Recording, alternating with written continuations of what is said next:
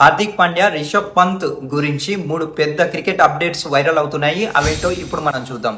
First update వచ్చేసి Lucknow super giants captain Rishabh Pant గురించి కొన్ని రిపోర్ట్స్ ప్రకారం పంత్ స్వయంగా కెప్టెన్సీ నుంచి తప్పుకోవాలని యజమాని కోరినట్లు తెలుస్తుంది.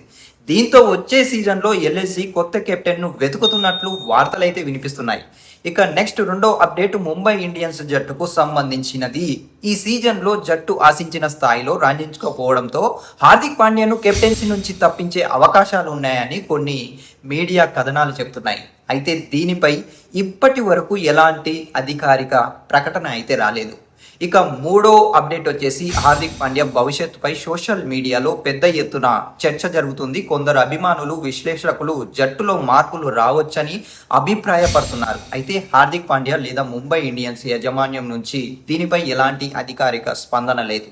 ఇప్పుడు మీరే చెప్పండి, హార్దిక్ పాండ్యా ముంబై ఇండియన్స్ కెప్టెన్గా కొనసాగించాలా లేక కొత్త కెప్టెన్ను తీసుకురావాలా?